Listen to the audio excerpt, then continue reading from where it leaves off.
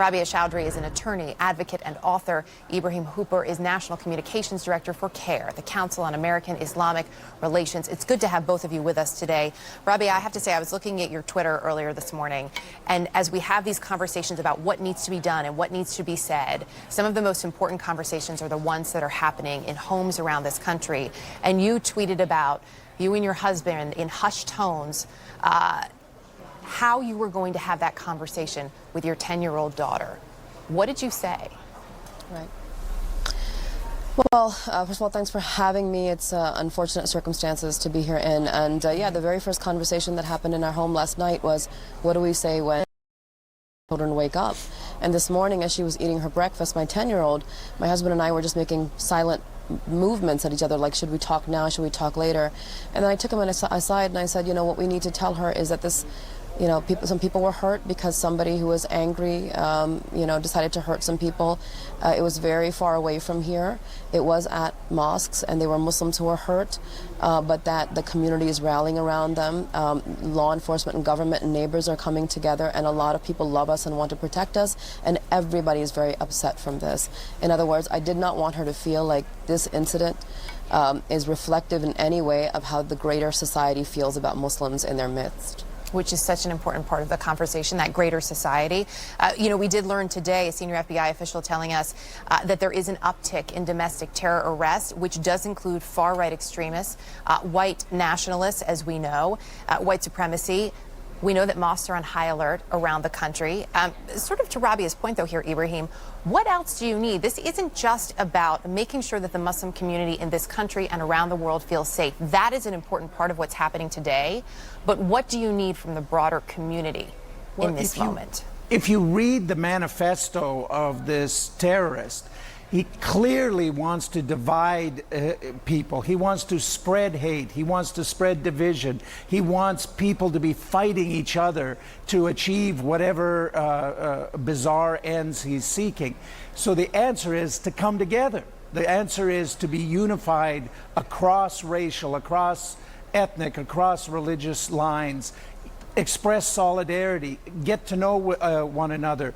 People of other faiths should go to a mosque and reach out and try and meet their Muslim neighbors. The Muslims in the local community should reach out, as they have been for many years, to the larger community. You build bonds of mutual understanding. You build bonds of solidarity and friendship. And these attempts to divide us fail, even though we see the violent result.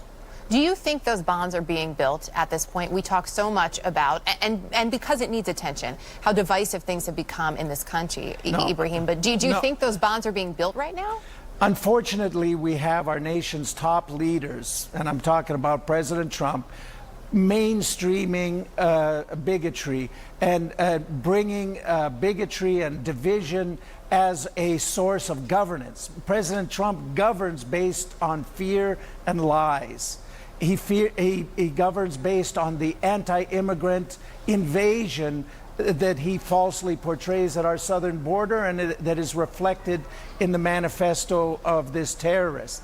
So we need our nation's leaders, and particularly Donald Trump, to stop trying to divide us with fear and instead to unify us as past presidents have. Well, we know the president, as we mentioned, did offer his warmest sympathies in his words. The White House did reference this as an act of hate. I was really struck by the words, though, of New Zealand's Prime Minister. I just want to play a little bit of what she had to say. Many of those who will have been directly affected by this shooting may be migrants to New Zealand. They may even be refugees here. They have chosen to make New Zealand their home, and it is their home. They are us. The person who has perpetuated this violence against us is not. Rabia, those words, they are us. How important are they?